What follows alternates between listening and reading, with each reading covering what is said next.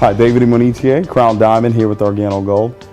It's been an exciting ride to be involved in this opportunity, and obviously when I got involved in this business, things didn't look the way they actually look right now. And I'll go all the way back. You know, I was born here in the States, but I grew up in Nigeria, and my mom always wanted a better life for us. And we came here in 1993, and I was 10 years old when we came.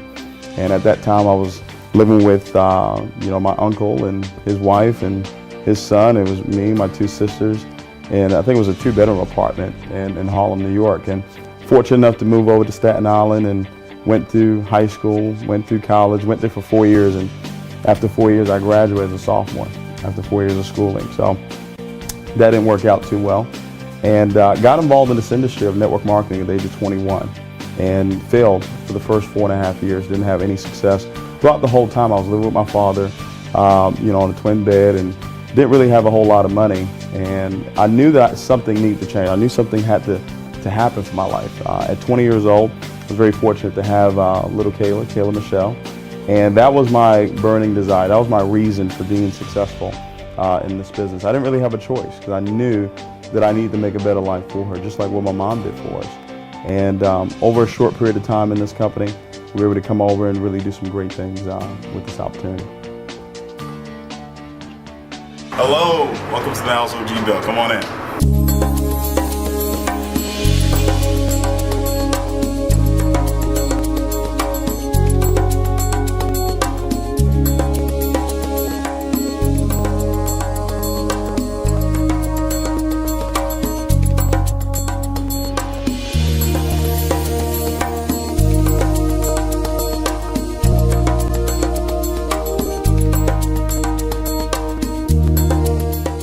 At the age of 21, when I got involved in this industry, one of the things that I saw immediately was that I had the ability to help people get what they want out of life. Now, I wasn't successful, I wasn't rich, but my whole life was dealing with helping somebody else get what they want out of life. And I remember going through times where I would go do meetings and drive with no gas and get there and have to sleep in my car after doing a meeting and selling this dream, but living a nightmare, telling people that they could be successful.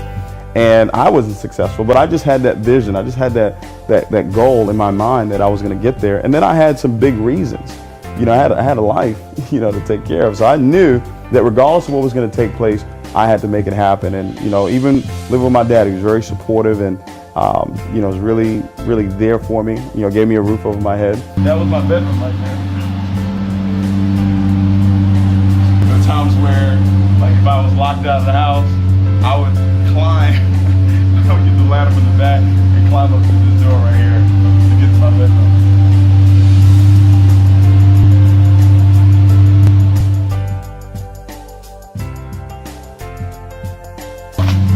Couldn't get in, but that was the bedroom right there. The bed used to be up against this window right here. Well, leadership and mentorship is everything, and my life completely changed when I had a chance to meet my mentor, Mr. Holton Buggs, because now I had a chance to see what it actually looked like to be a multimillionaire. I'd heard of it, I'd seen people from stage, but I'd never had a personal relationship with anybody that had that type of success.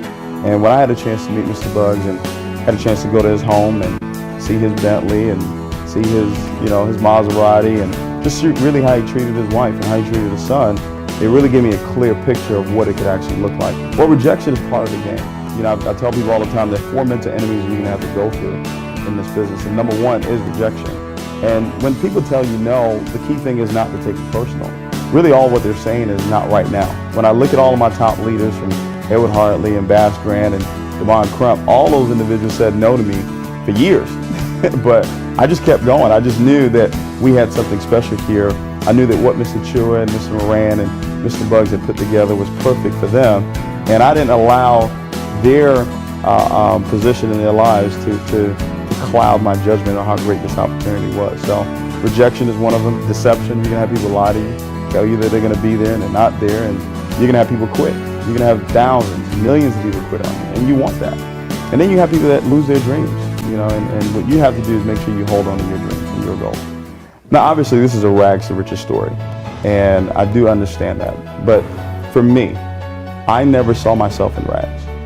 I always lived here. I always lived in my future. So even if you're watching this video right now and you're not successful, you can't feel like you're in rags. You have to feel rich from day one. You have to see that. You have to feel that it's going to happen one way or another. And then if you're watching this video and you're already successful, here's what I'll tell you. I want you to get a life of being significant in other people's lives. So it's one thing to be successful, it's another thing to be significant. This particular opportunity gives you both. You will be successful, but it also gives you the opportunity to impact other people's lives. While I was going through what most people would say was struggling, I didn't call it struggling. I called it being part of the process of getting to where it is that I wanted to go. But I always had that vision, held that vision in my mind of where it is that I was going. So I didn't care what was going on in my life at that time. If I can give any advice to anybody that's watching this video right now, the very first thing I would say is start to design exactly what it is that you want for your life.